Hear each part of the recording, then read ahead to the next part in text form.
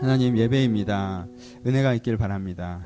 하나님의 생각이 들려지는 시간 되게 하시고 하나님의 마음이 느껴지는 시간 되게 하셔서 이 시간 하나님에게서 멀어졌던 사람이 다시 한번 주 앞에 한 걸음 다가서는 시간 될 수 있도록 축복하여 주옵소서. 아버지, 부족한 모습 많고 미약한 모습 많사오나 저희가 가난하지만 전심으로 주님 앞에 설 때 이 짧은 시간을 통해서 주님께 우리를 찾아오실 것입니다. 주여, 저희가 그것을 기대하게 하시고 저희가 그것을 소망하게 하시고 그저 성경의 이야기를, 성경의 내용을 전달받는 시간 아니라 하나님께 귀 기울이는 그 마음을 하나님께서 받으시고 그런데 찾아오시고 회복하시는 시간 될 수 있도록 주님께 축복하여 주옵소서. 우리 가운데 주님께 일하시길 기대하며 살아계신 예수님의 이름으로 기도합니다. 아멘. 함께 하는 말씀은 이사야서 23장입니다.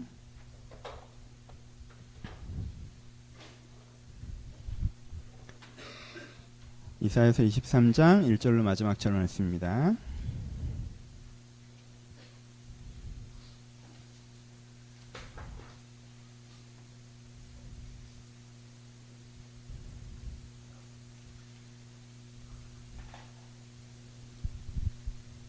다 찾으셨으면 한 절씩 교독하겠습니다. 제 1절 읽습니다. 도로에 관한 경고라. 다시스의 배들아, 너희는 슬피 부르짖을지어다. 도로가 황무하여 집이 없고 들어갈 곳이 없으며 이 소식이 기띔 땅에서부터 그들에게 전파되었습니다.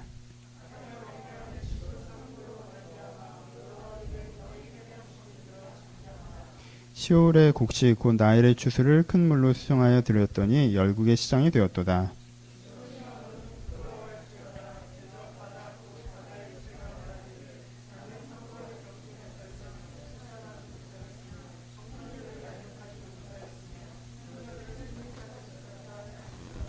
그 소식이 애굽에 이르면 그들이 두로의 소식으로 말미암아 고통을 받으리로다.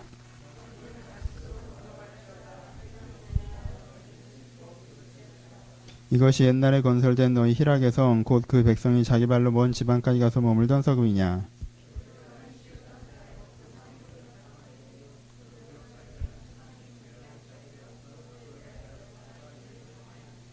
만군의 여호와께서 그것을 정하신 것이라. 모든 누리던 영화를 욕되게 하시며 세상의 모든 교만한 자가 멸시를 받게 하려 하심이라.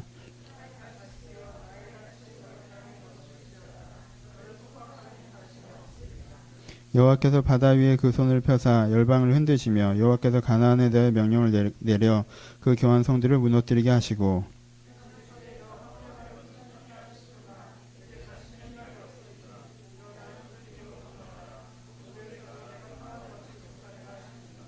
갈대아 사람의 땅을 보라. 그 백성이 없어졌으니 곧 아스루 사람이 그곳을 들짐승이 사는 곳이 되게 하였으되 그들이 망대를 세우고 궁전을 헐어 황무하게 하였느니라.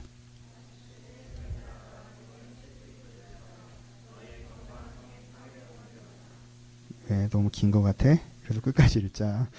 그날부터 두로가 한 왕의 연한같이 70년 동안 잊어버린 바 되었다가 70년이 찬 후로는 두로는 기생의 노래같이 될 것이라.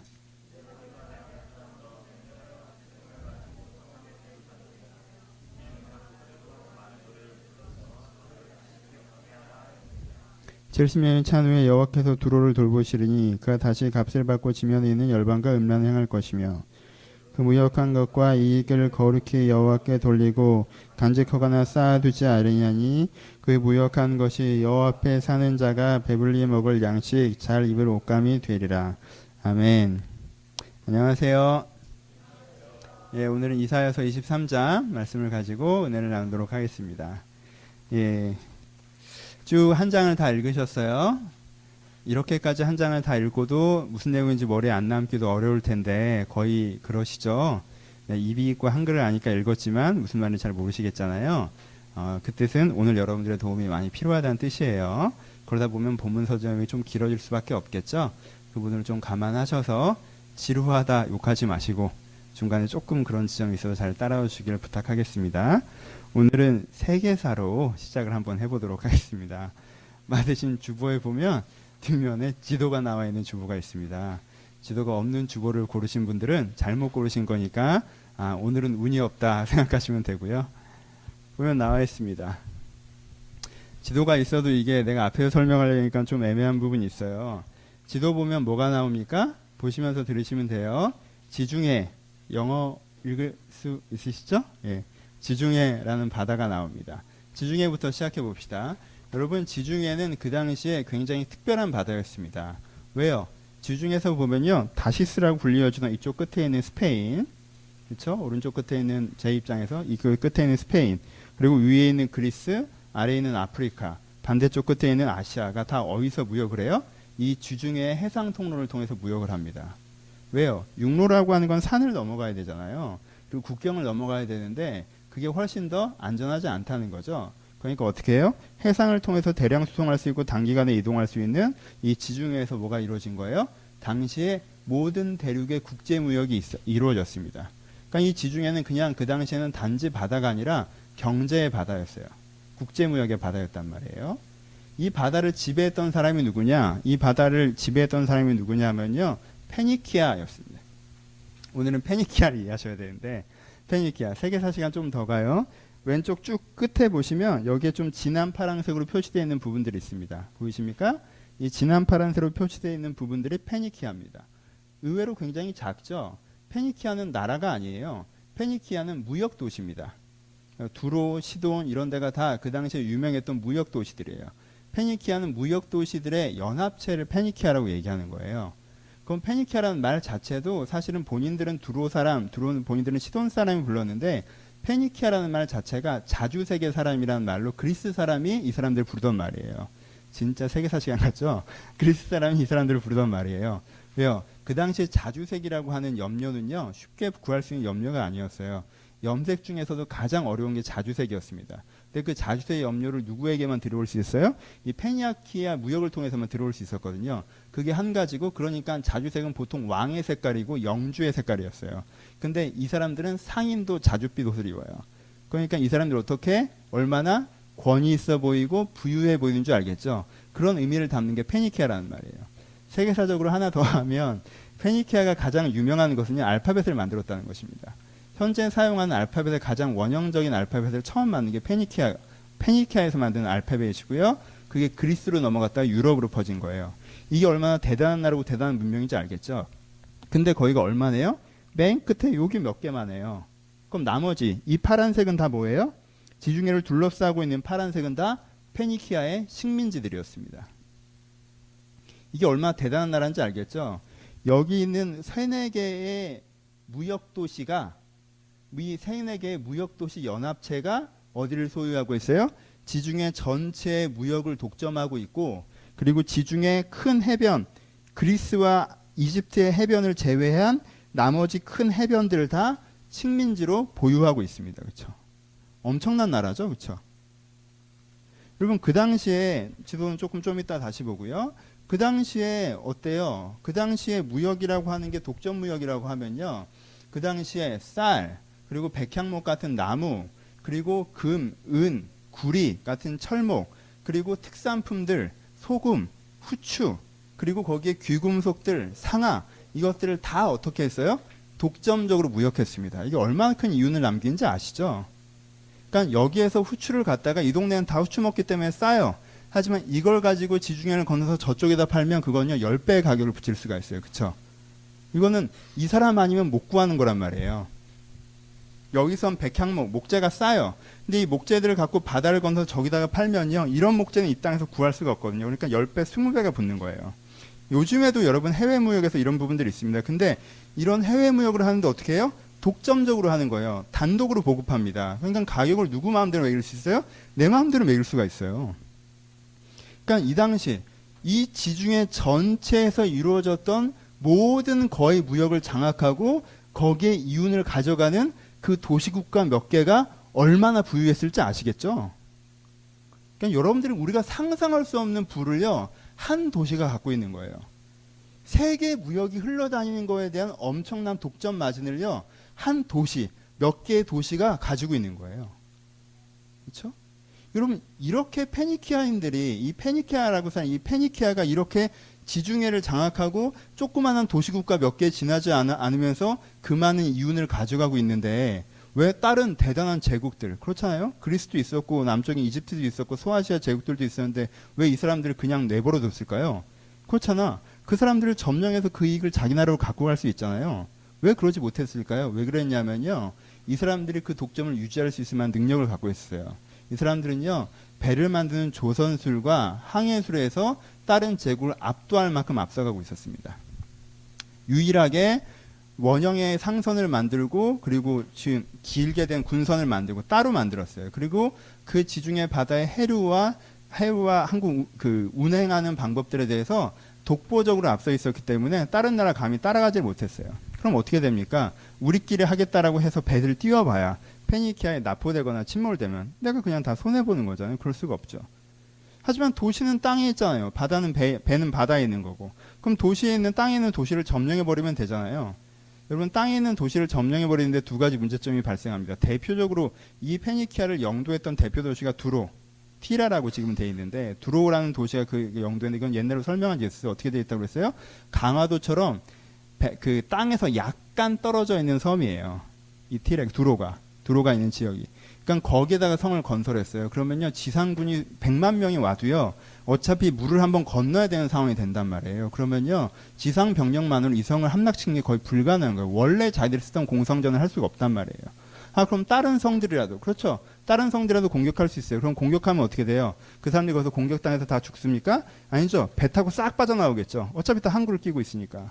그럼 가서 이 사람들이 갈 데가 없나요? 왜 갈 데가 없어요? 지중해 해안가가 다 자기의 식민지인데, 그쵸? 거기에 주력 병력을 그대로 가지고 지중해에 머무를 수 있습니다. 그쵸? 그 중간중간 섬들과 카르타고까지 다 식민지였어요. 그러면 자기를 침공했던 그 나라의 상선들이 이 바다에서 장사를 할 수 있을까요? 못하죠. 역학이 복잡해지는 거예요. 이 사람들이 굉장히 힘이 세지는 거예요. 그리고 어떠한 제국도 다른 제국이, 그러니까 아시아의 제국이 두로를 먹어서 두로의 이익을 그 제국이 가져가는 걸 이집트가 원하지 않죠. 이집트가 두로를 먹어서 두로의 이익을 이집트가 가져가는 걸 아시아 제국들이 원하지 않아요. 그러니까 서로 이 누군가가 두로를 침략하겠다고 하는 것 자체가 국제사회에 엄청난 긴장을 만들어버린다는 거예요. 그러니까요, 두로는 어떤 의미에서요, 환상의 조합, 도무지 무너질 수 없는 구조에서의 수익 구조를 딱 창출해버린 거예요. 어차피 무역은 바다에서 이루어져야 됩니다. 조선술은 항해술은 우리가 제일 많이 갖고 있어요. 독점하기 때문에 이윤도 내 마음대로 붙일 수 있습니다. 근데 누구도 우리를 침략해 들어올 수 없어요. 그러니까 이 권세는 영원하게 느껴지는 거죠. 두로가 400년 동안, 그러니까 페니키아가 400년 동안 이 영광을 누립니다. 이렇게 그 당시에 경제 구조가 이렇게 되면, 이 경제 지도가 이렇게 되면요, 그 지도가 어떻게 그려지냐면, 그 당시에 어떤 국력으로나 뭐 이런 걸로 따지면 이집트가 가장 큰 나라일 수도 있어요. 그리고 아시아에 출현했던 바벨론이나 이런 나라가 더 큰 나라일 수도 있겠죠. 근데 경제 지도만 따지면요, 어디가 제일 부자예요? 두로가 제일 부자예요. 그렇죠? 그래서 두로가 제일 부유합니다. 그 다음에는 이 두로가 주력 국가가 되는 거고, 그 다음에는 협력 국가들 있죠. 그 두로에 장사해서 먹고 사는 나라들, 그렇죠? 이집트라든가 아까 얘기했던 저기서 얘기했던 다시스라든가 스페인이죠. 다시스라든가 이집트라든가 소아시라든가 시돈이나 해변 주민이라고 표현되는 사람들이라든가 그 두로를 중심으로 해서 두로랑 협력함으로 이익을 가져가는 사람들이 존재해요. 그 사람들이 그 다음으로 잘 살겠죠. 그리고 그 다음으로는 이 큰 흐름에 끼지 못한 나라들이 있죠. 두로도 아니고 두로의 협력 국가도 아닌, 나가서 팔아먹을 것도 없고 사올 돈도 없어서 그냥 이 거대한 국제무역의 흐름에 끼어들지 못하는, 그렇죠? 유다 같은 나라들이 있죠. 그렇죠? 포인트를 아시겠어요? 그렇게 이제 지형이 갈라지게 되는 게 그 당시의 세계의 전체적인 그림입니다. 여기까지 잘 따라오셔서 고마워요. 여기까지 일단 세계사예요. 이제는 설교로 들어가 봅시다. 여러분, 이 유다가 두로를 볼 때 어떤 기분이었겠어요? 여러분, 지도를 보시면요, 그 밑에 아주 조그만 지도를 하나 제가 조그맣게 붙여놨는데, 보시면 두로 바로 밑에가 어디예요? 두로 바로 밑에가 북이스라엘이에요. 그 밑에가 남유다예요. 여러분, 미국에 있는 내가 모르는 사람이 갑자기 대부호가 된 건 괜찮아. 근데 고등학교 동창이 대부호가 되면 힘들다? 알죠? 그렇지 않아요? 두로가요, 다윗 때만 해도 성전 지으시라고 백향목 갖다 바치던 구조였어요. 다윗 제국이 더 주도권을 갖고 있었잖아요. 두로 왕 시돈이 백향목을 바쳤단 말이에요. 솔로몬 때, 다윗 때. 근데 지금 어떻게 했어요? 두로는요, 세계를 가졌어요. 그럼 세계를 가졌어요. 근데 우리는 그 밑에서 주변 국가가 됐죠. 그렇죠? 그게 지금 유다가 처해 있는 위치입니다. 본문을 한번 볼까요? 유다에게 두로가 어떻게 보였는지. 본문 8절을 봅시다. 면류관을 씌우던 자여 그 상인들은 고관들이요 무역사들은 세상의 존귀한 자들이었던 두로라고 표현합니다. 면류관을 씌운다는 게 뭐예요? 아까 지도를 보셨죠? 이 사람들은 세상을 돌아다니면서 지중해 연안을 다 돌아다니면서 식민지를 건설하고요. 거기에 분봉왕들을 세우면서 돌아다녔어요. 그렇죠? 총독들을 세웠잖아요. 각각에다가 네가 왕해라, 네가 총독해라, 네가 지도자해라 면류관을 씌워주던 입장이었어요. 그렇죠? 엄청난 나라죠. 그 다음에 뭐라고 얘기합니까? 그 다음에 상인들은 고관들이요. 이 나라 상인급이잖아요. 그럼 어느 급으로 올라가요? 이 나라 상인급이면 고관급으로 올라가 버려요. 그러니까 두로의 상인이라고 하면요, 상단을 갖고 있는 상단의 주인이죠. 그런 상인급이라고 하면요, 이집트의 총리급이 된다라는 거예요. 그렇잖아. 우리나라 요즘에 그렇잖아요. 삼성 회장님이시면 우리나라 총리보다 높아 낮아. 여러분들이 딱 느끼기에. 여기는 고관이라고 했지만 우리는 고관보다 좀 더 올라가지 않나? 그렇지 않아요? 그렇게 되는 거죠. 이 사람들의 상단의 주인은요, 고관 같은 대접을 받았어요. 무역상들은 조그만한 자기 무역을 하는 사람, 상단의 대표가 아니라 자기 그냥 조그만한 무역상을 하는 사람, 이 사람들은 무슨 취급을 받았어요? 귀족 취급을 받았어요. 존귀한 자의 취급을 받았습니다. 그러니까 두로라는 도시는요, 두로의 시장은 말할 것도 없고, 그렇죠? 영주는 말할 것도 없고, 두로의 상단의 주인이 어느 나라 고관보다도 높은 대우를 받았고, 그 두로의 그냥 혼자 개인적으로 하는 무역상들이 귀족의 대우를 받았어요. 왜 처음 듣는 얘기처럼 그래요. 우리나라도 건물 한 3개만 갖고 있으면 귀족 대우 받잖아. 그런 거예요. 네? 그런 대우를 받았다고 얘기합니다. 그렇죠? 위에서 그러고 있어요. 그걸 보는 유다의 마음은 어땠을까요?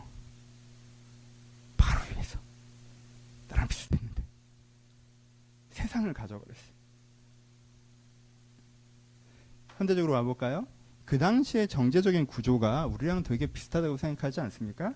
신페니키아 시대라고 얘기할 수도 있습니다. 그렇죠? 이 자유무역이라고 하는 이 경제의 바다에 어떠한 단일 국가 권력, 정치 권력도 통제할 수 없는 상인들, 자본가들과 다국적 기업들이 그 바다를 지배하고 있습니다. 그렇지 않아요? 어떤 권력이 그들을 통제할 수 있습니까? 이 자유주의 바다의 주인이 누구예요? 자본가들이잖아요. 그렇죠? 그 바다에 어설프게 뛰어들어갔다가 이분들에게 살아남을 수가 없습니다. 어떤 국가도 감히 거기서 우리가 이런 식으로 하겠다라고 보호무역을 주창하면서 뛰어들기 어려워요. 그랬다가는 당장 보복을 당할 겁니다. 그렇지 않아요? 그분들이 뭘 갖고 있어요? 조선술과 항해술을 갖고 있잖아요. 자본을 갖고 있고요. 돈을 어떻게 운영하는지 알고요. 그 운영을 책임져 있을 만한 국제적인 법제도를 이미 다 만들어 놨어요. 갖춰놨단 말이에요. 그러니까요. 그들이 갖고 있는 항해술과 그 조선술은 이미 다른 사람들이, 개인 국가가, 개개인이 단일 어떠한 사람들이 연합해서 어떤 재정을 형성한다고 하더라도 뛰어들어서 경쟁에서 이길 수 있는 수준이 아니란 말이에요. 독점이 이미 구성돼 있어요. 그렇죠? 신페니키아 시대입니다. 이렇게 되면 경제적으로 3단계가 발생하기 시작하죠. 맨 첫 번째 단계는 어디예요? 맨 첫 번째 단계는 페니키아인들이 있어요. 어떤 사람들이에요? 자기가 가만히 있어도 재화, 돈이 늘어날 수밖에 없는 구조를 갖고 있는 사람들이죠. 큰 기업을 갖고 있고, 내가 거대 자본을 갖고 있고, 그리고 내가 대형의 부동산을 갖고 있어서 가만히 있어도 월세가 들어오고, 가만히 있어도 돈을 낳아서 불어나고, 내가 가만히 있어도 내가 이 회사가 독점적인 사업을 해가기 때문에 수익이 지속적일 수밖에 없는 그 페니키아인들이 있어요. 태어날 때부터 두로에 태어나신 분들. 그렇죠? 맨 가운데는 페니키아인들이 있습니다. 그 다음엔 누가 있나요? 협력 주체들이 있죠.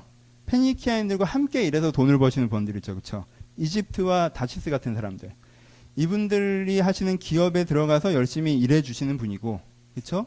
이분들이 투자하는데 성공할 수 있도록 열심히 알아봐서 조언해 주는 분들이고, 그리고 이분들이 평화롭게 살 수 있도록 일정한 도움과 서비스를 제공하는 거고, 그렇죠? 그분들을 소비 대상으로 해서 물건을 판매하는 사람들이고, 그리고 그분들이 갖고 계시는 건물에 입주해서 열심히 돈 번 다음에 그 중에 월세를 꼬박꼬박 갖다 주는 분들이죠. 그렇죠? 이분들도 그러면 경제 주체의 두 번째죠. 협력 주체예요. 이분들은 어때요? 이 사람들만큼 큰 돈은 못 만져요. 그렇죠? 하지만 낙수 효과가 있죠. 이분들이 주기에 이 구조를 통해서 꽤 괜찮은 수익을 얻고 살아가고 있죠. 문제는 누구예요? 이 큰 흐름에 못 낀 사람들이죠. 그렇죠? 페니키아인도 아니고 협력 주체도 아닌 사람들. 세계 무역에 뛰어들지 못하는 사람들. 그렇죠? 우리는 협력 주체 정도 되는 국가 수준에 들어갑니다. 하지만 아예 여기에 못 낀 제3세계라고 표현되는, 내가 세계 시장에 내다 팔 물건도 없고, 그리고 세계 시장이 우리에게 관심도 없고, 그래서 그냥 우리들끼리 농사 짓고 목축하고 복작복작 살아가는데, 이건 세계 시장 규모가 너무 커졌기 때문에 우리가 만들어내는 재산이라고 하는 건, 수익이라고 굉장히 초라하기 짝이 없는 제3세계 국가들이 있습니다. 그렇죠? 그리고 제3세계 국가 같은 개인들이 있죠. 한국 사회에 살아도. 그렇죠? 페니키아인도 아니고 협력 주체도 못 돼서 그 우리나라 경제 메인스트림에 끼지 못하는 상태로 내가 과도한 노동과 초라한 보상을 받으면서 내가 생활을 해나가야 되는 소외계층이 있습니다. 그래서 설교의 흐름들이 달라지죠. 여러분들이 이제 주로 두로 같은 분들이면, 여러분 부유하면 여러분들의 정체성에 대해서는 안 됩니다. 제가 이렇게 설명을 해야 돼요. 설교를 해야 되고. 여러분들이 주로 협력 주체면, 여러분 세상에 편승하는 이익에 우리가 안주해서는 안 됩니다. 이렇게 설교를 해야 되고. 오늘은 유다의 입장에서 설교하도록 하겠습니다. 이 큰 흐름에 끼지 못한 유다의 입장에서 우리의 설교를 한번 해보도록 하죠. 그렇죠? 유다는 여기 끼지를 못했어요. 그 끼지 못한 유다가 느끼는 감정이 뭐라고 그랬어요? 처음에 아까 얘기했죠? 그 끼지 못한 유다가 느끼는 감정이 뭐예요? 맨 처음엔 뭐예요? 부러움이죠. 얼마나 부러워요. 우리랑 비슷한 나라였고, 이게 기적이 일어난 거잖아요. 도시인데, 그냥 조그만한 도시 하나인데 이 도시가 세 개의 부를 다 가져버렸어요. 그렇잖아요. 이건 기적이잖아요. 그래서 이 도시인데, 조그만 도시 하나인데 대륙을 갖고 있는 제국이 이 도시에 쳐들어가질 못해요. 그래서 이 도시에는요, 장사꾼들도 귀족인 도시예요. 기적이잖아요. 어떻게 이런 일이 벌어질 수 있어요? 그렇잖아요. 이런 기적이 두로에게 일어났단 말이에요. 약속은 누가 받았는데? 내가 받았는데, 하나님이 나를 세상의 빛으로 하신다고 하셨는데, 유다한테 세상에 지금 빛이 누구예요? 두로잖아요. 엄청 부럽죠. 부러워요. 부러운 다음에 두 번째 생기는 마음은 뭡니까? 그렇죠? 두 번째 생기는 마음은 동경이죠. 나도 저렇게 되고 싶어. 나도 두로처럼 됐으면 좋겠다. 나도 페니키아인이면 좋겠다. 나도 조금이라도 많이 벌고 가만히 놀아도 인생이 여유되는 그 풍요의 바다 위에서 둥실둥실 떠다니는 삶을 살았으면 좋겠다. 정말 하나님은 내 영혼을 왜 엿다 떨어뜨리셔갖고 200km만 위에다 떨어뜨리셨으면 내가 지금 두로에 태어났을 텐데. 그렇잖아요. 두로처럼 되고 싶다. 두 번째, 부러우면 두 번째 뭐예요? 동경하죠. 동경한 다음에 세 번째, 실망하죠. 두로처럼 되고 싶은데 조선술이 있기를 하나, 두로처럼 되고 싶은데 항해술이 있기를 하나, 항구가 있기를 하나, 성이 있기를 하나, 팔아먹을 물건이 있기를 하나, 사올 물건이 있기를 하나, 유통할 구조가 있기를 하나. 두로가 가지고 있는 걸 나는 가지고 있지 않아요. 난 두로처럼 될 수가 없습니다. 그러니까 자기 자신에게 어떻게 합니까? 실망하죠. 동경하다가 실망합니다. 실망한 다음엔 항상 패키지로, 특별히 기독교인들은 원망하죠. 아까도 얘기한 것처럼, 하나님, 날 왜 여기 태어나게 하셔서? 아니, 유다를 세상의 빛으로 사용한다고 하지 않으셨습니까? 근데 세상의 지금 빛이 지금 두로잖아요. 유다를 세상의 빛으로 사용하신다더니 세상의 빛은 지금 두로입니다. 세상에 영향력을 가장 크게 미치는 건 두로예요. 기적은 두로에게 일어났습니다. 나에게 아무런 기적도 일어나지 않았어요. 기적은커녕 협력업체가 될 수 있을 정도의 행운도 일어나지 않았어요. 난 그냥 여기서 메인스트림에서 그냥 빠져나오는 변방에 있는 나라에 지나지 않아요. 하나님 어떻게 나한테 이렇게 하실 수 있습니까? 이러면서 내가 하나님의 무슨 택한 족속이고 선민이며 세상의 빛이며 내가 너희를 통해서 세상을 아름답게 하리라, 이런 말씀을 저희한테 하셨는데 그 말씀이 지금 가당키나 합니까? 어떻게 돼요? 원망합니다. 그렇죠? 원망한 다음에는 어떻게 되죠? 비하합니다. 아유, 내가 그렇지 뭐. 내가 뭐 특별한 사람이라고. 다들 이렇게 사는 거지 뭐. 패닉해하면 몇 명 없잖아. 그걸 억울해서는 안 되지. 협력업체도 뭐 운이 좋았던 사람들이고 웬만한 사람들은 나처럼 살아가잖아. 그냥 나도 뭐 괜히 복잡하게 생각하지 말고 인생도 별거 없는 거고 나도 별거 아닌 거고 하나님이 나한테 뭐 이렇게 뭐 네가 뭐 인생을 바꾸고 세상을 바꾼 것처럼 얘기했던 건 잊어버려야 되는 거고 하나님이 객적은 소리 하신 거고 뭐예요? 비하하죠. 이게 두로의 시대를 살아가는 유다의 마음이고 이 신페니케아 시대를 살아가는 우리들의 감성입니다. 여러분들 두로오면 미안해요. 이렇게 오늘은 그쪽 그런 포인트가 아니어서 내가 모르는 두로 없죠? 알고 봤더니 패니케아 하신 분들은 조용히 저한테 문자를 주세요. 제가 새로운 설교를 해드릴게요. 여러분 이런 감성에 서 있는 그런 시대 질서에서 이런 서운함과 패배감과 체념과 비하의 감성에 서 있는 그런 유다에게 지금 이사야가 뭘 설교하고 있는 거예요? 두로의 멸망에 대해서 설교하고 있는 거예요. 그렇죠? 그런 유다에게 이 감성에 서 있는 이 부러움과 동경과 실망과 원망과 비하의 이 정서에 서 있는 이 유다에게 지금 이사야가 두로의 멸망에 대한 설교를 하고 있습니다. 내용을 좀 더 봅시다. 본문을 보죠. 9절에 보면 이렇게 나와 있습니다. 만군의 여호와께서 그것을 정하신 것이라 모든 누리던 영화를 욕되게 하며 세상의 모든 교만하던 자가 멸시를 받게 하려 하심이라. 뭐라고 얘기하십니까? 두로를 멸망하게 하실 것이라 라고 얘기하고 있습니다. 그러면서 뭐라고 해요? 너희는 다시스로 건너가라. 해변 주민아 너희는 슬퍼 부르짖을지어다 라고 얘기합니다.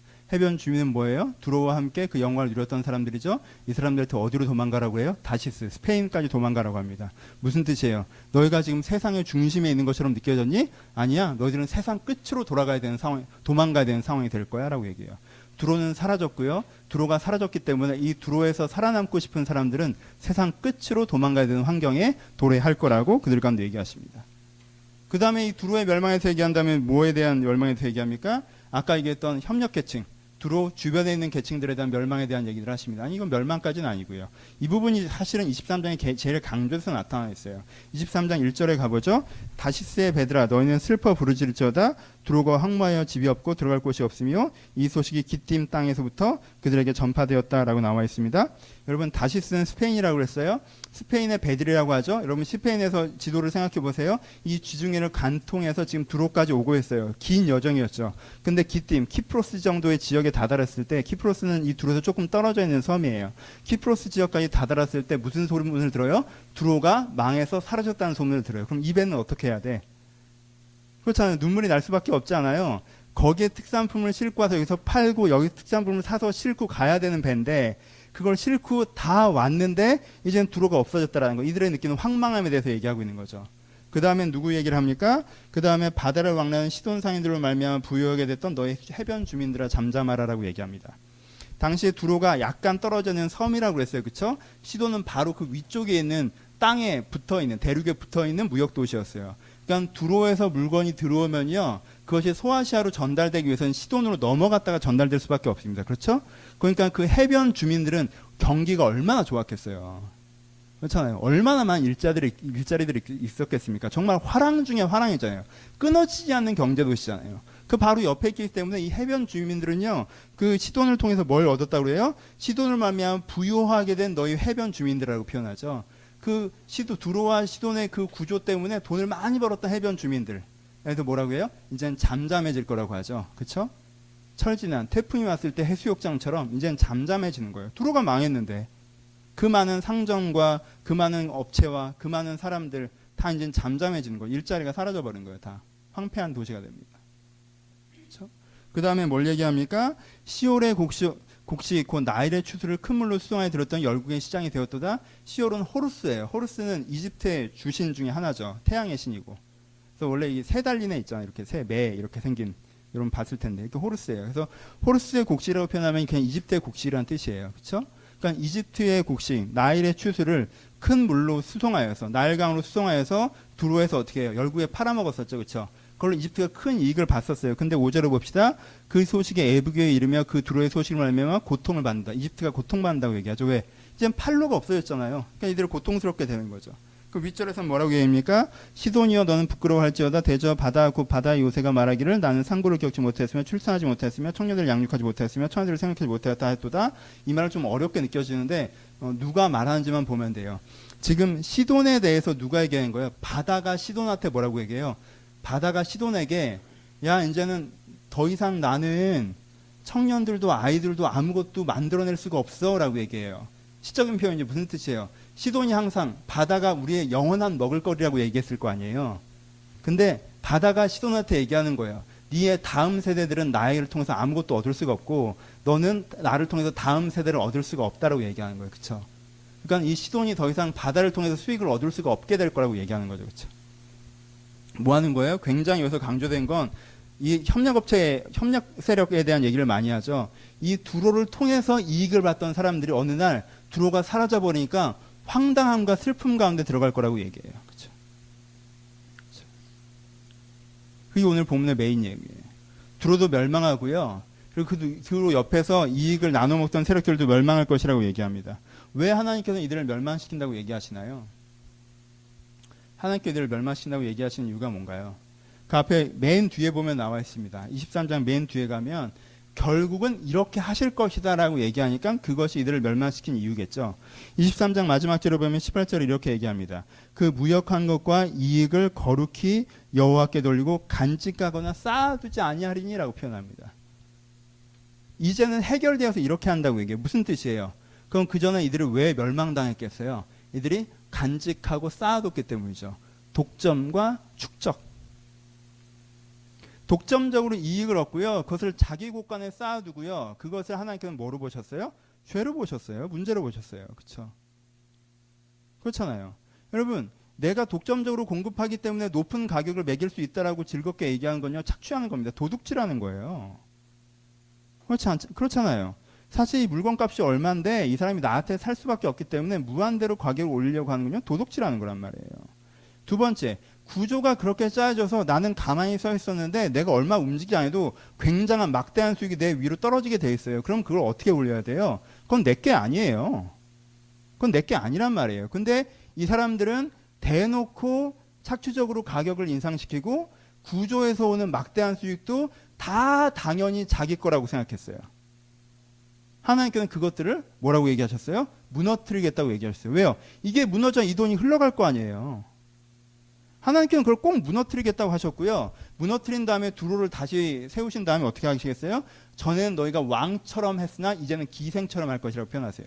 기세라는 표현이 되게 안 맞는 표현이지만요. 어떤 느낌으로 받아들이려 하면요. 그전에 어떻게 했어요? 왕처럼 물건을 팔았죠. 이 돈 내? 아니면 안 팔고. 그리고 상인이라는 것이 엄청난 권력과 위험이 되어서 이제는 기생처럼 무슨 뜻이에요? 서비스하는 처럼 호객행위 하는 것처럼 이것 좀 사주세요. 이것 좀 사주세요. 그렇게 네가 일하게 될 거라고 얘기하는 거예요. 정상으로 돌아가는 거예요.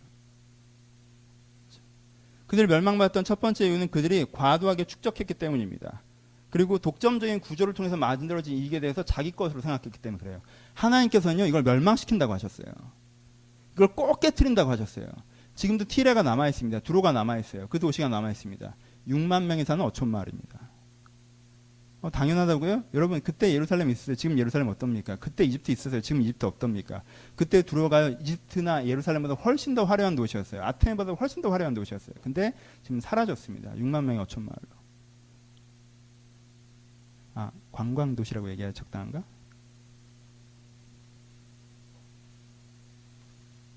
포인트를 아시겠어요? 두 번째, 이들이 멸망당한 두 번째 이유는 뭐라고 해요? 이들이 교만했기 때문이라고 얘기하죠. 교만했기 때문이라고 얘기합니다.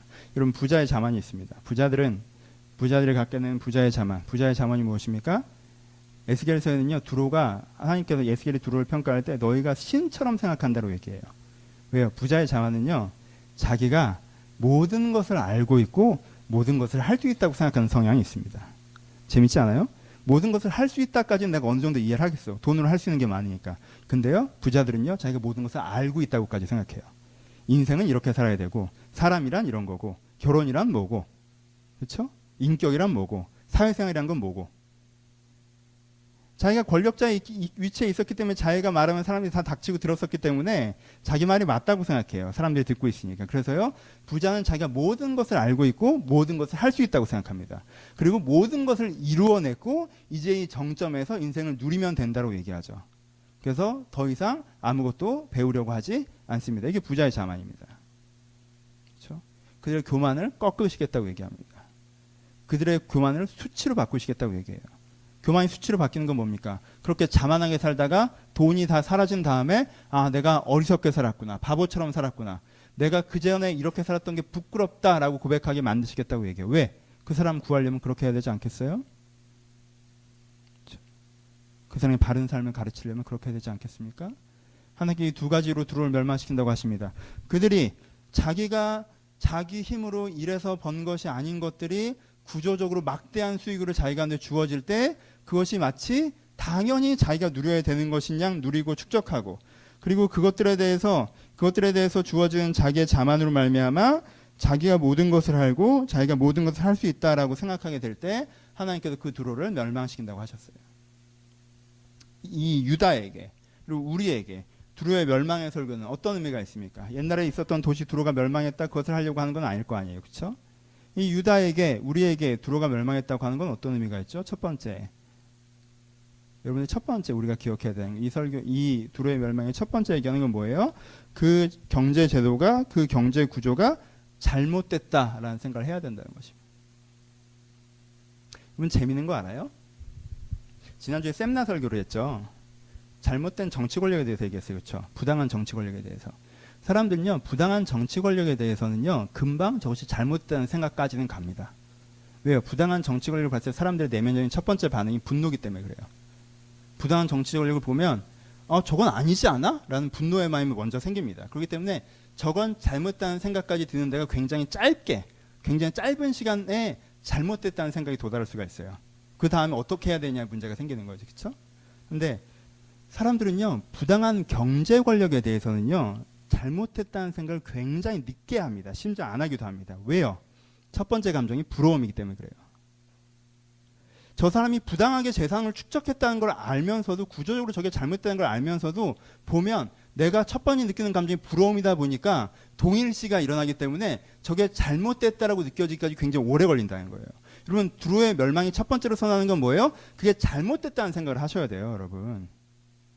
그게 잘못됐다는 생각을 우리가 할 수 있어야 됩니다. 여러분, 내가 물려받은 재산이 많아서 그 재산을 갖고만 있어서 그 재산이 계속 늘어가는 게 정상적입니까? 우리 아버지가 우연히 가로수길에 그냥 빌라 하나 갖고 있었는데 그래서 내 인생이 완전 달라진 게 그게 정상적이에요? 어떤 사람들은 태어날 때부터 그 모든 기회를 갖고 태어나고 어떤 사람들은 태어날 때부터 그 모든 기회를 박탈당하고 태어난 게 정상적입니까? 잘못됐잖아요. 아니, 법으로 봐도 우리나라에서 증여세 상속세는 40%가 넘습니다. 근데 우리나라의 재벌들이 40%, 50% 세금 내고 증여하고 상속합니까? 근데 법을 다 지켰대요. 도대체 어떤 법을 지킨 거죠? 그렇죠? 이 자기들의 경제 바다에서 이 항해술이 너무나 뛰어나시기 때문에 우리는 넉넉고 그냥 바라볼 수밖에 없는데 잘못된 일들이 벌어지고 있잖아요. 그럼 잘못됐다고 느껴야 되는 거예요. 여러분, 가만히 앉아서 여러분들이 단기적으로 주식 넣었다 빼서 그 돈을 여러분들이 많이 갖는 게 그게 잘하는 일입니까? 건강한 일인가요? 우리 가운데 잘못된 것을 잘못되다고 느끼는데 굉장히 오래 걸립니다. 그렇죠? 있는 사람은 있는 사람대로, 없는 사람은 없는 사람대로. 내가 덜 일하고 많이 갖는 게 잘하는 짓입니까? 가만히 있어도 누리고 살기만 해도 내가 여유롭게 살 수 있는 게 건강하게 사는 건가요? 잘못된 것입니다. 두로의 멸망이 첫 번째 선언하는 건요, 그게 잘못됐다는 걸 여러분들이 인지해야 된다는 거예요. 우리는 부러워하느라 잘못된 생각을 하지 않습니다. 하지만 분명히 그것이 잘못되었다라고 하나님께서 얘기하시는 거예요. 그게 멸망에 얘기하기 이전에 선언하는 거죠. 잘못됐기 때문에 멸망시키는 거잖아요. 그러니까 그게 잘못됐다는 생각을 우리가 가질 수 있어야 된다는 거예요. 두 번째, 그게 멸망한다는 생각을 우리가 가질 수 있어야 됩니다. 그게 안 된다는 생각을. 여러분, 여러분들이 애써 이 경제 권력이 문제라는 걸 인지하셔도요. 경제 문제라는 걸 인지하셔도 정치 권력이 문제라고 인식했을 때보다 훨씬 더 깊은 절망감이나 암담함이 여러분들 앞에 서 있습니다. 그래서 정치 권력은 어떻게 하면 바뀔 것도 같잖아. 옛날에 막 탱크 밀어붙이던 사람이 법정에도 쓰고 막 이런 거 보니까 뭔가 바뀔 것 같다는 생각이 든단 말이야. 근데 지금은 어때요? 아, 얘네 아버지는 누구였고 얘네 할아버지는 누구였고 그때부터 얘네 집안은 이런 집안이었고 이렇게 되잖아요. 안 바뀐단 말이에요. 여러분, 다음 세대는 삼성이 없어질까? 건강한 국민기업이 될까요? 족벌 체제가 사라질까? 아무도 그런 생각하지 않잖아요. 그럴 거라고 기대하지 않아요. 우리는요, 잘못된 경제 권력에 대해서는요, 이게 안 무너진다는 생각이 되게 강합니다. 땅을 갖고 있고 건물을 갖고 있고, 아, 그러면 넌 평생 걱정 없겠구나. 네 자식까지 괜찮겠구나. 그거에 대해서 이게 바뀔 거라는 생각을 못 한다라는 거예요. 하지만 지금 두로의 멸망에 선언하는 건 뭐예요?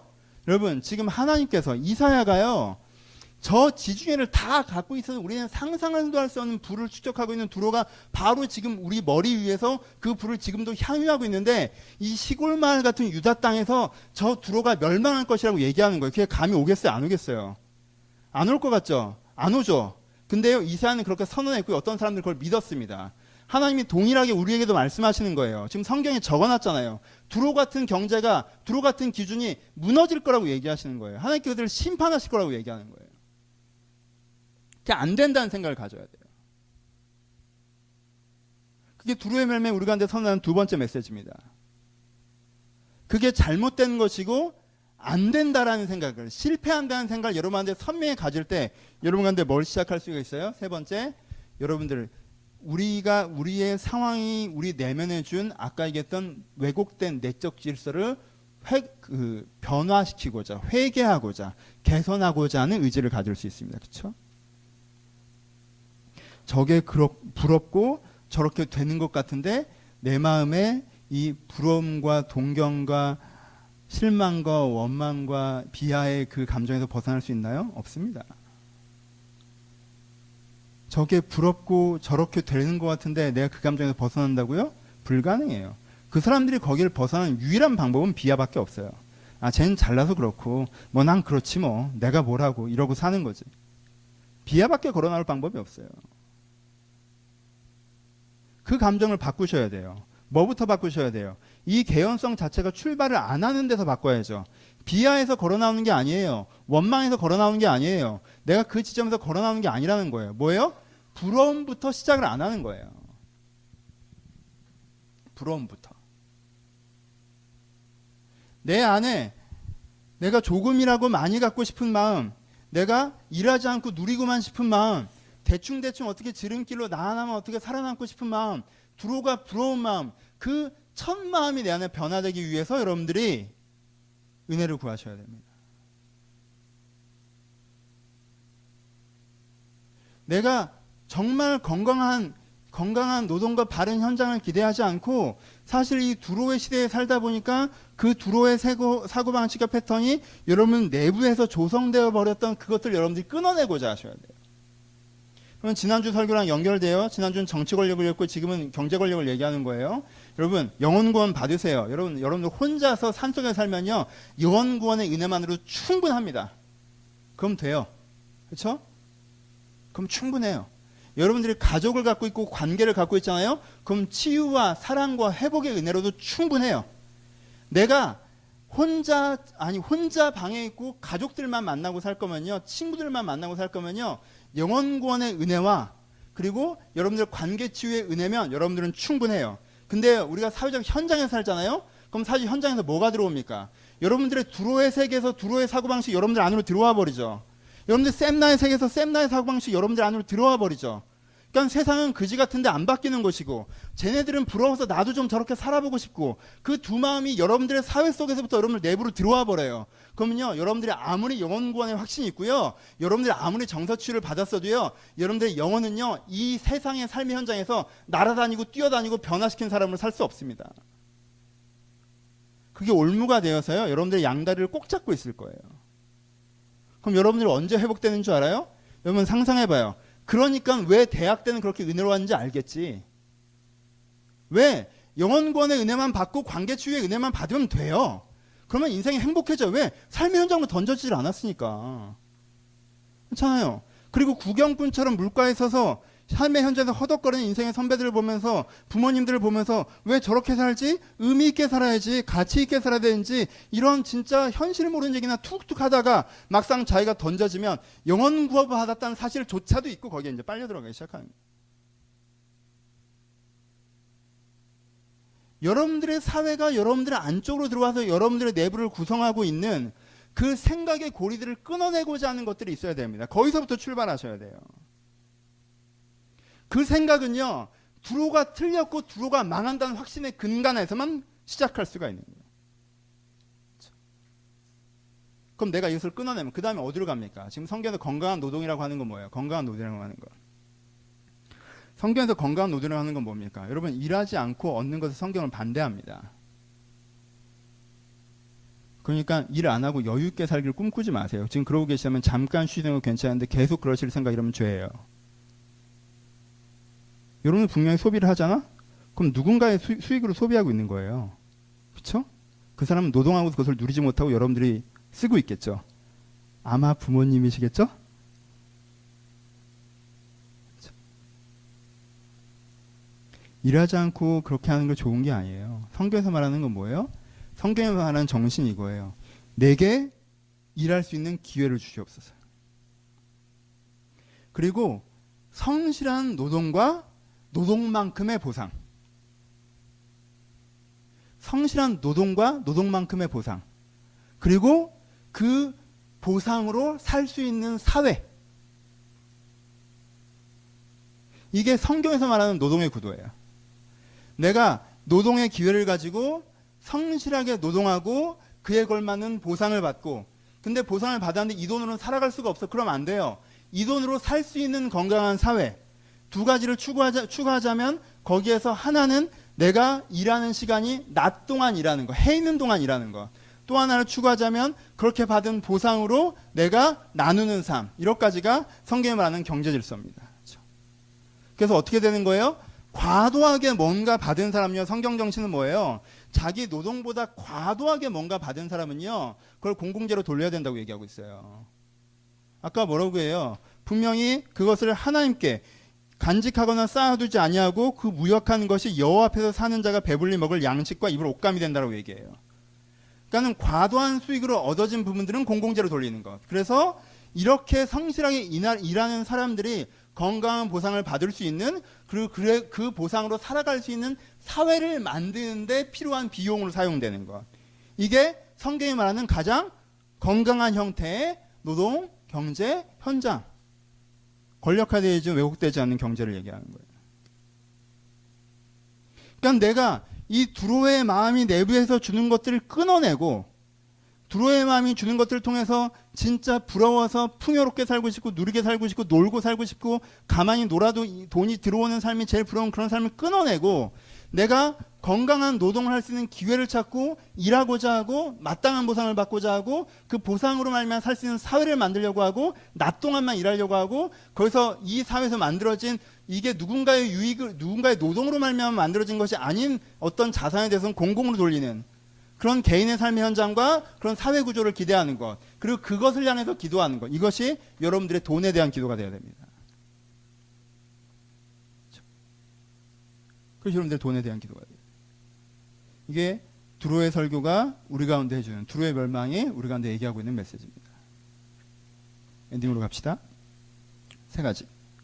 첫 번째, 오해하지 말고 들으세요. 거기 건강성이 분명했어요. 기독교는요, 굉장히 오랫동안 돈과 경쟁에서 얘기할 때 너무 개인적으로 얘기했어요. 경제는 구조를 얘기하지 않고 얘기할 수 있는 게 아니에요. 그렇죠? 돈은 구조를 얘기하지 않고 얘기할 수 있는 게 아니에요. 그동안에 기독교는 굉장히 오랫동안 뭘 얘기했어요? 그냥 개인적으로 얘기했어요. 그래서 옛날엔 뭐가 유행했습니까? 11조 내면 하나님께서 갚아주신다고 유행했어요. 지금 뭐가 유행입니까? 구제비 많이 내면 하나님께서 갚아주신다가 유행하고 있어요. 그러니까 헌금 많이 내면, 나누고 살면, 하나님께 드리고 주변 사람에게 나누면 하나님께서 널 채워줄 거라고 얘기해요. 거기서 채워주시면 어떤 채워주심이에요? 그 채워주심의 어감에 뭐가 담겨 있는 거예요? 여러분들 열심히 노동해서 노동한 만큼의 월급을 담고 있는 거예요? 아니죠. 뭔가 계기가 발생하는 거죠. 뭔가 특별한 계기가 발생하는 거죠. 그래서 이렇게 내가 이래서는 벌 수 없는 돈이 나한테 들어오는 거죠. 그쵸? 뭐라고 얘기하고 있어요? 내가 돈을 내면 나를 두로로 만들어 주실 거라고 얘기하고 있는 거죠. 23장을 꼭 기억하세요. 하나님께는 두로를 멸망시키십니다. 하나님께는 두로를 멸망시키세요. 그게 성경 정신이에요. 여러분 부탁인데요. 이거 좀 불편한 얘기일지도 모르겠는데 돈 많이 버는 사람 재정 강의 듣지 말아요. 그러면 세속적입니까? 그건 결론이 정해져 있는 거잖아. 왜 그 사람 얘기 들어? 나도 어떻게 저렇게 돈 많이 벌어볼 수 있나? 이거 아니에요 사실? 기독교에서 재정 강의를 할 수 있는 사람은요. 평생 특별하게 많은 돈을 벌어본 적이 없지만 자기가 노동한 만큼 성실하게 노동한 만큼 적당한 걸 받고 그것을 건강하게 나누고 살아갔던 사람들이 재정 강의를 할 수 있는 거예요. 그쵸? 내가 이렇게 했더니 이런 돈이 벌렸더라 이런 얘기 듣지 마세요. 여러분 11조 정신이 뭡니까? 11조는 과거형이에요. 내게 주신 것이 하나님의 것임을 감사하면 10분의 1을 떼는 거예요. 우리 교회에서는 퍼센트도 정하지 말라고 하지만 그렇죠? 내게 주신 것이 감사하여 10%를 떼는 거지 내가 미래에 주실 것을 기대하면 떼는 게 아니에요. 이미 주신 것에 대해서 하는 거예요. 구제는 뭡니까? 내가 이만큼 있어서 많지 않은데 나보다 더 적은 애가 있어요. 그럼 내가 쟤에 비해서 많이 갖고 있으니까 나눠야 될 거 아니에요. 그렇죠? 이게 과거형이에요, 미래형이에요, 현재형이에요. 현재형이죠. 그렇죠? 현재형이에요. 내가 이렇게 하면 이렇게 된다가 아니라는 거예요. 여러분들 내부에 깊게 내재되어 있는 내가 조금이라고 많이 벌어야 되고 내가 재밌게 일하고 짧게 일하고 여가를 누리면서 일하는데 사람들이 나를 존중해줘야 되고 그런데도 노후가 보장돼야 되고 이런 일자리 그런 일자리가 없는 게 문제다. 여러분들이 조금이라고 많이 벌거나 여러분들이 일을 안 한 상태로 여유롭게 살아가고자 하는 마음이 여러분들의 바닥에 있는 한 여러분들이 그것을 죄로 규정하고 끊어내려고 하지 않는 한 여러분들은 이 이슈 자체에서 이 현대사회에서 두로의 사회, 이 사회를 살아가는 데 있어서 항상 하나님이 원망스러운 출발점에서 벗어나기 어렵습니다. 날 사랑한다는 말이 들리겠어요? 날 사랑하면 두로로 만들어줬어야 될 거 아니야. 날 사랑하면 페니키아인으로 태어나게 해줬어야지. 네가 이 세상에서 쓰임받을 거라고? 아니 나를 두로에 태어나거나 하다못해 시도네라도 태어나게 해줬어야 내가 쓰임을 받던가 말든가 할 거 아니에요. 이 마음이 내 내면의 뿌리에 있는 한 하나님한테 뭔가 섭섭하고 서운하고 하나님이 잘못하고 있다는 생각에서부터 출발하게 됩니다. 사회적으로는. 그렇죠? 왜? 하나님이 어떤 기준에 틀렸기 때문에 여러분들이 잘못했다고 느낍니까? 하나님이. 뭔가 잘못했다고 느끼는 어떤 기준에 틀렸을 텐데 여러분들이 하나님이 잘못했다고 느끼는 기준은 뭐예요? 하나님은 나를 조금이라고 많이 버는 일하지 않고도 풍요롭게 사는 그 삶으로 인도하셨어야 했다 에서 출발하기 때문이죠. 그러니까 지금은 안 그러지만 네가 11조를 드리면 그렇게 될 수 있다라는 말. 한국에서 80년대까지 많이 그땐 경기가 좋아서 사람들이 진짜 됐다고 막 얘기해가지고 우리 아버지도 막 된다고 얘기하고 막 그랬었는데 근데 그놈의 은혜는 IMF와 함께 사라져가지고 진짜 그게 그렇게 되면 한국 경기가 7% 8% 성장할 때 말고 안 그럴 때도 원래 80년대엔 다들 좀 많이 늘었는데 부동산도 오르고 참 너무 개인적으로 보니까 그리고 그 11조 때문에 돈 벌었다는 사람들의 폐해가 뭡니까? 그거 안 늘어나는 사람들은 뭘 가져요? 하나님이 나를 사랑하지 않나? 난 관심이 없으시나? 그럼 그 다음에 곧 어떻게 되는 줄 알아요? 경제적 실패를 하면 곧장 어떻게 돼요? 경제적 실패를 하면 하나님께 뭔가 잘못했나? 그렇죠. 그 뿌리를 캐셔야 돼요, 여러분. 그 뿌리를 캐셔야 돼요. 그럼요, 기독교가에게는 건강한 가치관은, 건강한 여러분들이 가지는 건강한 돈에 대한 관점은요, 아주 간단해요. 이미 얘기한 것처럼 아주 간단해요. 여러분들이 일한 만큼 버는 거예요, 그렇죠? 기독교 경제관은 일한 만큼 버는 세상, 일하지 않고는 버는 게 없는 세상이 기독교 경제관입니다, 그렇죠? 그리고요, 해 있는 동안 일하는 세상, 그렇게 버는 것으로 살 수 있는 세상, 특별한 부자도 없고 특별하게 가난한 사람도 없는 세상. 그래서 특별히 부자가 되면 나누고 특별히 가난해지면 배려받는 세상. 그렇죠? 이것이 기독교가 저항하는 경제사회예요. 그렇죠? 이게 기독교가 지향하는 경제사회예요. 그러니까 우리 여러분들이 이걸 기도하셔야 돼요. 기도하십시오, 여러분. 그러니까 엔딩합시다. 마지막. 그러니까 결론은요. 돈이 여러분들의 내면에 만들어 오는 그 마음을 가지고 주님 앞에 기도하십시오. 자꾸 내가 진짜 하나님 내가 서운한데 내가 다시 한번 얘기할게요. 내가 두로로 안 태어나게 하신 걸 내가 용서할게, 하나님. 내가 이제라도 수습하면 내가 용서할게. 내가 진짜 많이 양보해서 두로는 됐고 내가 다시 쓰까지라도 나를 올려주면 내가 당신을 용서할게. 마지막 기회다 내가. 그럼 그러기 위해 100년 해보십시오. 그 기도가 응답이 될 수가 있습니까? 그러면 하나님이 나를 사랑하지 않고 나를 버렸고 내 기도에 응답하지 않으시고 하나님 무슨 얘기를 해야 돼, 그 사람한테. 여러분들 해야 되는 기도가 뭔 줄 알아요? 하나님, 내 내면에 담겨있는 이 두로의 정신을 내가 자유하게 해달라고 기도하셔야 돼요. 이 내면에 담겨있는 이 두로의 사고방식을 내가 자유하게 해달라고 해서 기도하셔야 돼요. 하나님, 내가 어떻게든 전체를 생각하지 않고 객관을 생각하지 않고 의미를 생각하지 않고 어떻게든 나 하나 많이 벌어서 편하게 쓰면 그게 최고라고 생각하는 그 부러움에서조차 뒤로 물러나가지 못하는 그 두로의 사고방식을 내가 자유하게 해달라고 기도하셔야 돼요. 그리고 되게 기도하셔야 됩니다, 여러분. 재정 문제에 대해서는 사람들이 자꾸 강의로 듣고 머리를 이해하고 내가 지금 돈을 쓰면 어떤 식으로 쓰면 그러면 그 다음에 돈이 잘 쓰여질 거다 이런 식으로 가는데요. 돈은요, 성경에서 가장 자주 우상으로 여러분들의 내면에 얘기되는 거예요. 왜요? 그건 편안함과 직결되어 있기 때문에 그래요. 여러분 몸과 직결되어 있기 때문에, 여러분 생활과 직결되어 있기 때문에 그래요. 그래서 여러분들이 기도하셔야 돼요. 하나님, 내 이것이 주는 두로의 사고방식 내가 좀 자유하게 하셔서 내가 정말 건강한 노동이야말로 행복하다는 걸 내가 깨닫게 하여 주옵소서. 잠언 말씀에 집에 곳간에 잔뜩 쌓아놓고 있는 사람은 밤에 잠들지 못할 것이나 하루 종일 건강에 노동하는 사람은 깊이 잠들고 편히 잠들 거라고 하셨는데 이 말씀에서 말하시는 게 진짜 노동만을 얘기하는 것입니까? 아니잖아요. 의미 있는 노동을 하고 건강한 보상을 받는 사람이 진짜 행복이 있다는 걸 내가 좀 깨닫게 해달라고. 이것이 형벌이 아니라는 걸 내가 좀 깨닫게 해달라고. 그 기도에서부터 시작하셔야 됩니다. 그것이 깨달으셨습니까? 그건 간구하십시오. 하나님께 그러실 것입니다. 주여 내게 노동의 기회를 주셔서 간구하세요. 하나님 나한테 일할 수 있는 기회를 달라고 간구하십시오. 하나님 내가 일한 만큼의 건강한 보상을 받게 해달라고 간구하세요. 그렇죠? 내가 일한 만큼의 건강한 보상을 주지 않는 사회에 우리가 살지 않습니까? 그러니까 일한 만큼의 건강한 보상을 받고 있는 사회가 되도록 내 삶의 현장이 되도록 기도하세요. 그리고 일한 만큼의 보상으로 살 수 있는 세상이 되게 해달라고 기도하세요. 이 세상이 그런 세상이 되었으면 좋겠다고 누군가 이 공공의 자산이 되어야 마땅한 잉여 수익에 대해서 자기의 호주머니 챙기는 세상이 아니라 이 구조가 바뀌어서 그것들이 공공성으로 이용되는 세상이 되게 해달라고 기도하세요. 여러분, 이 기도는요, 내가 그 두로의 내면에서 벗어나기를 해달라고 몸부림치지 않았던 사람이 해봐야 다 헛소리인 기도예요. 그렇지 않아요? 이 나라의 경제, 가난한 자 어쩌고 저쩌고. 여러분, 내가 적게 일하고 많이 벌고 싶고 내가 대충대충 편하게 살고 싶으면서 이 사회의 약자들을 긍휼하게 해달라, 사회적 공의를 위해서 기도하고 경제 공의를 위해서 기도한다는 들, 그게 진짜 뱀의 얘기가 아닙니까?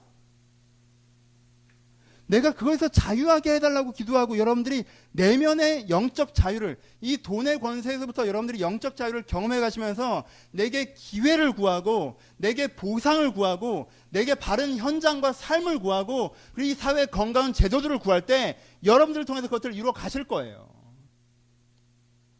여러분, 유다는 빛과 소금이 될 수 있었습니다. 유다가 두로처럼 돈 많이 벌어서 빛과 소금이 되는 겁니까? 아니잖아요. 유다는 자기 땅덩이만큼은 다 분배받아서 거기에는 뭐가 없는 사회예요. 특별하게 자주 새 옷을 입은 사람이 있지는 않지만 모든 사람이 자기가 삶을 살아갈 수 있는 건강한 현장을 갖고 있고 성실하게 노력하며 그것으로 살아가는 사람. 그리고 그것이 그렇게 풍요하지 않음에 불구하고 고아와 과부를 돌보는 세상. 그래서 두로에 가서 그 화려한 희락의 도시에 가서 야 여기 정말 대단하고 봤던 사람들이 이 아래 유다에 내려와서 하지만 사람은 이렇게 사는 게 맞지라고 깨닫게 되는 그 빛과 그 소금이 됐어야 됐습니다. 그렇죠? 될 수 있었고요. 마음만 먹었으면. 엉뚱한 부러움에 빠지만 않았으면. 그렇죠? 그리고 그들이 세상을 바꿨을 거예요.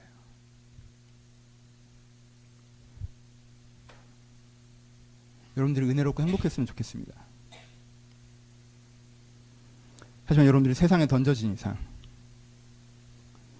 영혼 구원의 감격을 회복한다고 해서 여러분들의 일상의 은혜가 젖어들지 않을 거예요.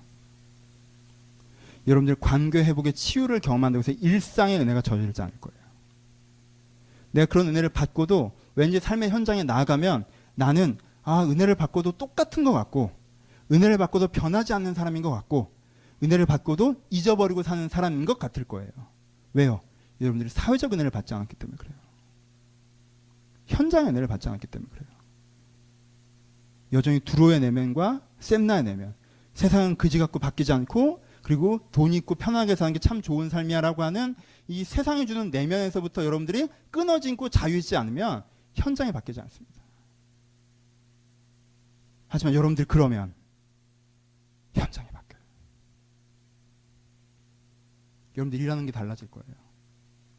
일하는 마음, 일하는 태도, 일하는 기쁨, 현장에서 내가 일하는 능력, 그리고 현장에서 내가 갖게 되는 당당함, 그리고 그 다음 장면을 열어가는 성실, 달라질 거예요. 지난주 설과 이번 주 설교 마음에 깊이 새기시고, 주여 내가 개인의 은혜이기도 하지만 영혼과 관계에만 머물러 있는 어리석은, 그래서 왠지 복음은 굉장히 소프트하지만 사회적으로 굉장히 무능한 것 같은 그런 지점에 머물러 있지 않게 하시고 세상을 바꾸시는 하나님을 주님과 함께 경험하게 하소서. 내가 두로의 내면에서 자유해서 하나님의 사람으로 세상 앞에 서기를 소원하고 여러분들 기도하신다면 하나님 여러분을 통해서 그런 현장을 만들어 가시는 것입니다. 그렇게 돈을 벌고 그렇게 돈을 쓰시며 그런 경제구조를 만들어 가신 여러분들이 되시기를 주님의 이름으로 축복합니다. 같이 기도하겠습니다.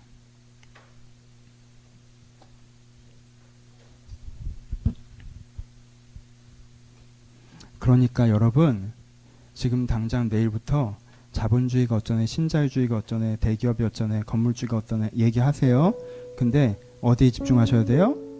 두로의 내면을 갖고 있지 않은 여러분 자신에게 집중하십시오. 그렇죠? 얘기하세요.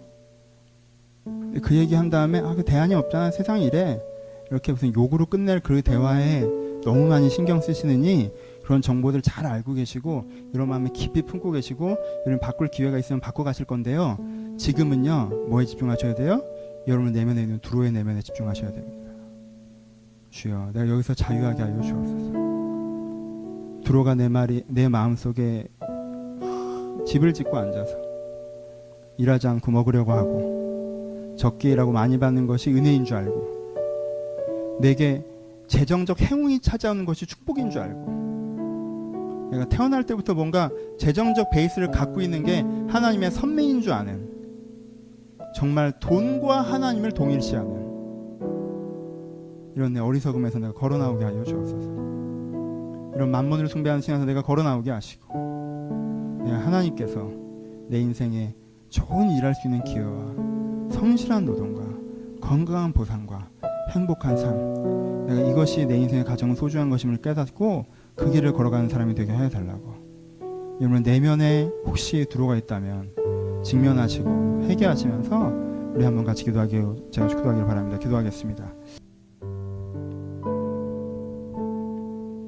하나님 아버지, 세상에 살아가다 보면 세상에 물듭니다. 주여 제가 항상 이 물드는 내 이 더러워진 세마포 옷을 빨게 하여 주옵소서. 세상의 상강에 물들어서 편하게 살아가는 것이 은혜인 것처럼 많이 갖고 있는 것이 부르심이고 축복인 것처럼 내가 그런 돈을 하나님과 동일시했던 어리석은 생각에서 걸어 나오게 하시고 내가 하나님 앞에 하나님의 은혜 앞에 서서 내 가운데 좋은 삶의 현장을 주시고 선한 영향을 미치며 바로 일하며 바로 누리는 삶이 나에게 은혜이고 선물임을 깨달아 알 수 있도록 주님께서 각 사람에게 축복하여 주옵소서. 아버지, 이 시대 아버지, 사실은 건강한 삶의 기회도, 거기에 대한 보상도, 거기에 걸맞는 생활도 잘 보장되어 있지 않은 세상 가운데 저희가 던져져 있습니다. 그 두려움 때문에, 그 불안정 때문에 저희가 더 두로에게 유혹당합니다. 하나님, 저희를 긍휼히 여기셔서 하나님께서 건강한 삶의 현장이 맞다고 하셨사오니 그것이 내 개인의 삶에서 되는 은혜들을 허락하여 주옵소서. 하나님께 우리의 목자 되시오니 나를 그 푸른 초장으로 인도하시는 은혜를 저희가 경험하며 고백할 수 있도록 주님께서 축복하여 주옵소서. 아버지 주여, 각 사람의 삶의 현장 가운데, 이 세상 가운데 혼자 던져진 것 같아요. 두려워하는 자들 가운데 하나님께서 목자 되셔서 이들을 축복하시는 은혜가 있기를 소원하오며, 이제는 우리 주 예수 그리스도의 은혜와 하나님 아버지의 사랑하심과 성령님의 교통하심이 지금도 하나님께 주신 아름다운 기회를 따라서 주와 함께 살아기를 소원하는 모든 신명 가운데 이제부터 영원토록 함께 있을지어다. 아멘.